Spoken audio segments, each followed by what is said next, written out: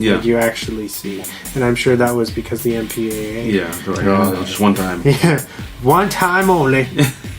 As your one, like you see, you can say fuck one, what, twice in a PG-13 in a PG-13 movie. Your one brain suck. Yeah. I love the empty head when they go to the rundown base and he sticks his finger in there. And he's like, oh, he's like, dude. There's nothing in there. They sucked his brains out.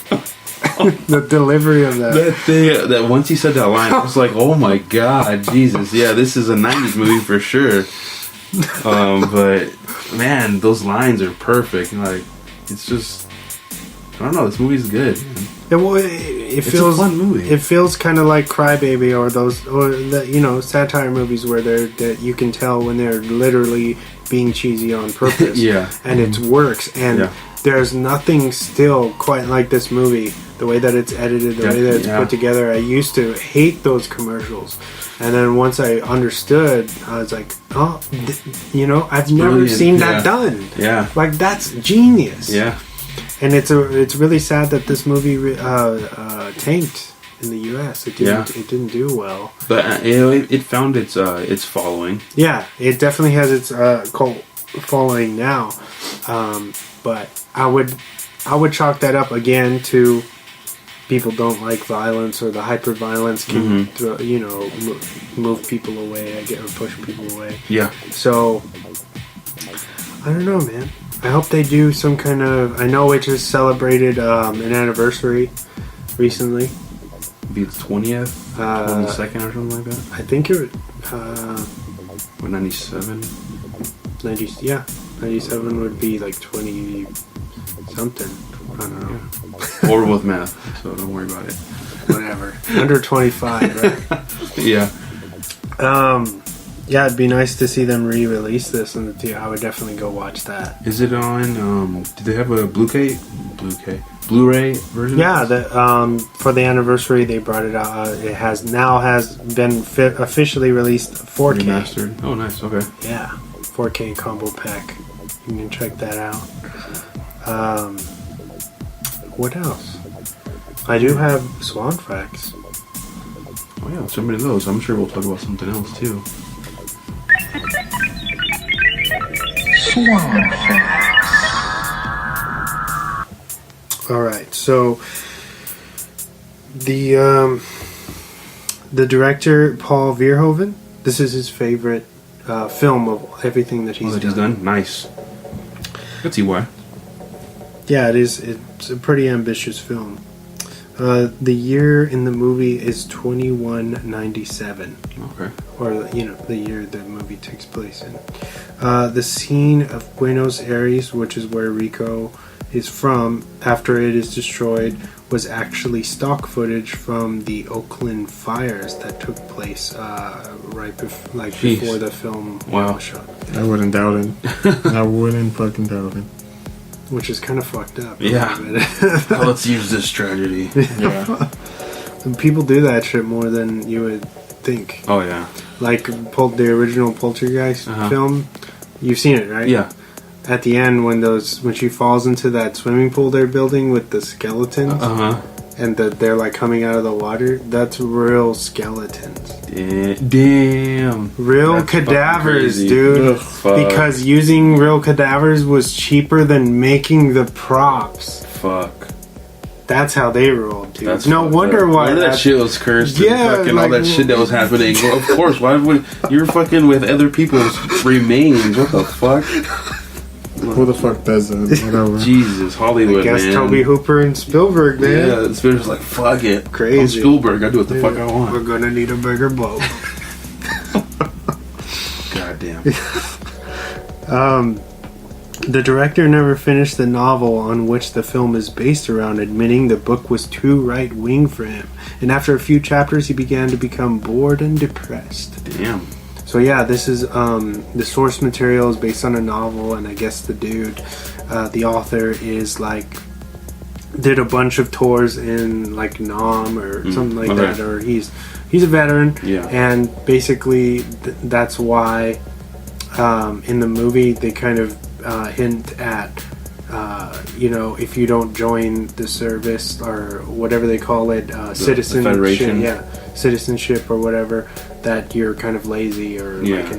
you're just an asshole You're or a whatever. fucking bum. And that's what I guess he hints at in the book, because he's like, oh, all these people, they don't want to do, they don't want to serve their country. One thing that was crazy to me, that the redheaded chick, when she's like, they're like, what's your reason for joining the Federation or whatever, and she's like, when you're in the Federation, it's a lot easier to file paperwork to get to have children. Mm-hmm. So what the fuck? Yeah, well, in the future is that? Because that's what I'm saying. If you pay attention to the writing, it's very fascist. Yeah. At least the future that they set up. File paperwork to have kids. Yeah, wow. That fucking sucks. Damn. The cow who was attacked by the arachnid behind the censored bar was completely digital. But I guess they did that to appease PETA. Or so the PETA wouldn't be freak out. Something like that. That's what I read. It was that's what odd. But PETA sucks because they're kind of hypocrites, dude. Yeah. Because I read about they're trying to kill fucking pit bulls in general. Yeah, that's like you're contradicting. That's a fucking animal. Hello. What? God. Suddenly this dog is not. It doesn't deserve to live now. Shame on them, dude. Shame on them. Pit bulls are violent pit bulls are creations of their owners. Yeah. That was so disappointing. Yeah. Whatever, I'm sure I got a lot of hate on that. That's alright. Casper, aka Johnny, broke a rib while performing a stunt where he jumped off the Tinkerbug. Oh wow! Damn. I really like that scene. Yeah. Yeah, that scene was fucking awesome. Yeah, those bugs, man, that was fucked up because they're just so hard to How do you even begin to? You got four. They have a hard shell. Yeah, four guys unloading flamethrower mouth. Yeah. Four guys unloading all their clips into one bug, and it still fucking at least kills one of them. And then you got 30 more coming behind that one, so you're like, oh fuck. And at that one point, Wes was like, how many fucking bullets are in that thing? Because they're just non-stop firing. I think they reloaded a clip once in the movie. So they ran out of ammo a few times. That one time when they're in that, when it gets real heavy, and then everyone's like, "Oh, I'm running low." But I would assume that they would have a lot of clips. They better have a lot of clips going into a possible ambush like that. You would hope. But I think I read too that this is one of the most ammunition spent on a film ever. Oh yeah, I could imagine. Yeah, for sure. Because it's when they are firing, they're just like. You can just see all of them just going, yeah, just fire. I mean, what the fuck? Can the NRA just donate all those bullets? Fuck, be useful for something, bitch. Most of the arachnids on screen were CGI, with the exception of a few life-size animatronics that were used. Nice. Mark Wahlberg actually turned down the role of Johnny Rico. What a... I don't know. I don't know how that would have been. I don't know about a young Mark. Fear, bro. Oh yeah, Fear. True. Awesome. I actually prefer young. Okay, yeah. Mark Wahlberg, man. That guy, he was awesome. I got you. You sold me. I forgot about Fear. Yeah. 17 gallons of fake blood was used for this film. Damn. Totally agree. Upon the film's release, it was criticized for the American uniform symbols, which seemed to reference Nazi Germany all the way through. Oh yeah. The director has addressed these concerns by revealing his intentions with the propaganda were to, I guess, express war making fascists of us all. Yep. Which is great. The Federal Network pieces were inserted to create a satire film similar to that of RoboCop, which was also done by Paul Verhoeven. The battle gear has been repurposed over the years for 2001's Planet of the Apes, ironically with Mark Wahlberg. Wow. Power Rangers, Lost Galaxy, and Firefly. Wow. Yeah. Okay. I could see why, since there were so many of that gear. Yeah, Like all there those was so extras. there was a lot of that. I was just like, whoa, where is that all stored right now? Right. That's fucking They nuts. sold it to make their money back. They're like, Yeah. fuck, Damn. we gotta auction this shit off. A lot of the main characters changed from like the adaptation from the novel to the screen, right? So Rico was originally Filipino, Okay. oddly enough. I don't know. It was weird. Like some of the changes were odd, but you know, it's Hollywood, I guess. They thought they had to. What else? Some of the set wall pieces were borrowed from Total Recall. Which is why it plays off what Diego said in the Yeah. film. He said, I'm getting a lot of Total Recall Yeah. vibes, so that's cool. Yeah, that's funny that you mentioned that too. James Cameron was actually at one time attached to direct this project. Yeah. I wonder how that would have looked. More blood, more gruesome shit. You think so? I don't know, man. This is pretty wild for the time, at least. I don't know how you can get more.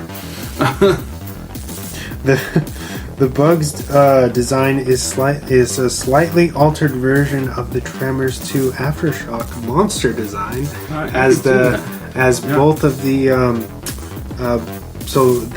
the creature guy or the effects guy I guess was working on both films at the same time. So talk about killing two birds, two birds with one stone. But you can definitely see the Tremors design inside the bugs. You like can the beaks mouth, like the beak thing, whatever you want to call it. Pretty interesting stuff right there. So the film only grossed $54 million against a budget of $105, but broke even with international numbers with a total haul of $121 million. So against 100, it made it like $21 million. Still not like a home run. A financial flop, I guess. The film was actually nominated for Best Visual Effects at the '98 Academy Awards. Nice. Which is pretty fucking rad. Yeah, for that to make it. in '98. Yeah. In a film like this, like pretty. Yeah, that's what I mean. That's awesome for that to make it in, just for what it is. Slant Magazine nominated this movie as one of the best films out of the '90s, specifically number 20 out of 100. Okay. I could see that. Yeah. And my very last one, the film's original title was Bug Hunt on Outpost 9. Yeah, I like Starship Troopers better. It has a better feel to it. So I guess it started as an isolated script, right? Okay. And then I don't know how they became familiar with the licensing for Starship Troopers, so they licensed the novel and they kind of tweaked things from the novel with that existing script, and then what we got was the film. Nice. So yeah, very interesting stuff, man. Damn, those are some dope Swan facts, man. Thank you. I'm always trying to outdo myself, Yeah. you know?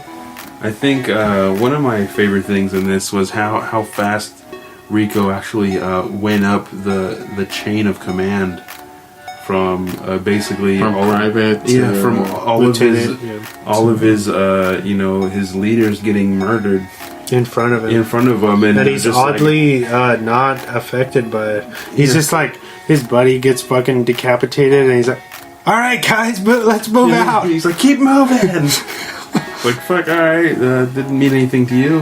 And I get it, like in the face of war you kind of have to desensitize yourself at that time, but just watching this, it's kind of scary. It's like about that PTSD, bro. It's like, you're a sergeant now you're a corporal. It's like Saving Private Ryan type shit. Yeah. You know, that's still war. Yeah, it's a sci-fi war, but you got to think about how, the long-term effects of that shit. In your head? Oh. God damn. Fuck. Something else I wanted to touch is Denise Richards' character.